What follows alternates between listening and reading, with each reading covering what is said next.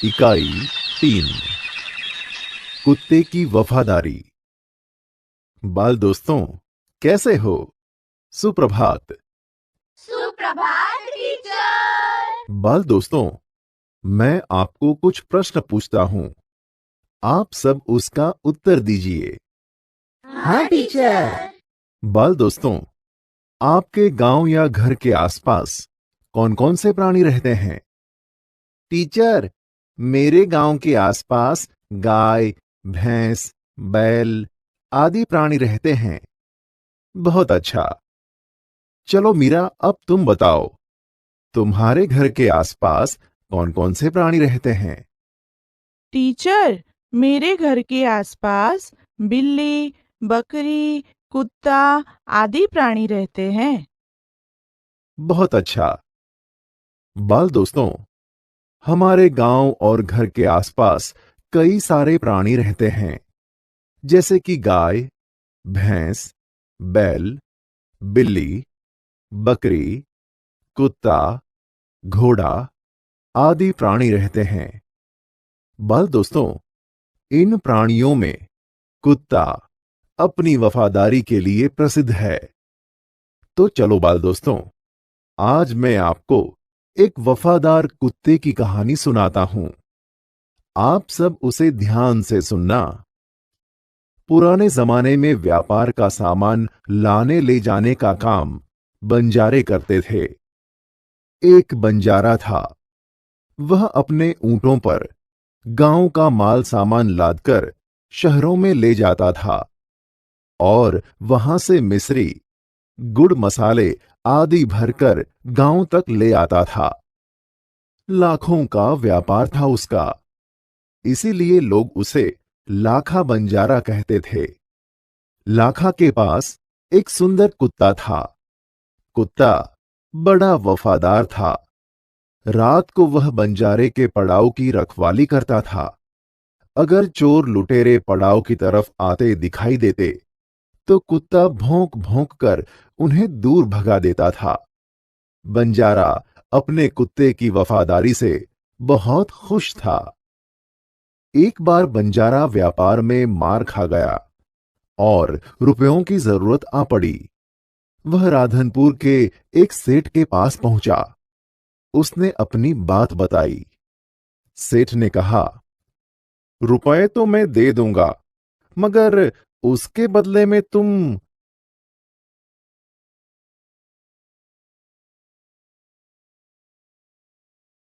क्या गिरवी रखोगे? लाखा बोला, सेठ जी, मेरे पास फूटी कौड़ी भी नहीं है। मैंने व्यापार में सब कुछ खो दिया है। मेरी जबान पर विश्वास रखें और मुझे रुपए दे दीजिए। मैं आपकी पूरी रकम सूद समेत 1 साल में ही चुका दूंगा। सेठ बोले, कोई बात नहीं, तुम्हारे पास यह कुत्ता है तो तुम इसे ही जमानत के रूप में दे दो। जब तुम सारे रुपए लौटा दोगे तब मैं भी कुत्ता तुम्हें वापस दे दूंगा। बंजारे को दुख तो बहुत हुआ अपने कुत्ते को देने में, मगर कोई चारा नहीं था। रुपए लेकर वह चला गया। कुछ दिन बीते। एक बार सेठ के यहां चोरी हुई। कुत्ते ने चोरों का पीछा किया। दूर जंगल में जाकर चोरों ने सारा माल सामान जमीन में गाड़ दिया और वहां से 9-2-11 हो गए। कुत्ता वहां भौंक भौंक कर सेठ को बताने लगा कि लुटेरे आपकी दुकान को तोड़कर माल उठा ले गए हैं। सेठ तो हक्का बक्का ही रह गए। कुत्ता सेठ की धोती पकड़कर आगे खींचने लगा। सेठ कुत्ते के पीछे पीछे चलने लगे। जहां चोरों ने माल छिपाया था वहां जाकर कुत्ता अपने पैरों से मिट्टी खोदने लगा। थोड़ा ही खोदने पर सब सामान निकल आया। सेठ की खुशी का कोई पार नहीं था। वह कुत्ते को प्रेम से थपथपाने लगा। कुत्ते की वफादारी पर वह मुग्ध हो गया। घर जाकर उसने एक चिट्ठी लिखकर कुत्ते के गले के पट्टे में बांधकर कहा, कुत्ते भाई, जाओ, तुम अपने मालिक लाखा बंजारा के पास। तुम मुक्त हो। कुत्ता खुश हो गया और अपने मालिक से मिलने के लिए जल्दी जल्दी भागने लगा।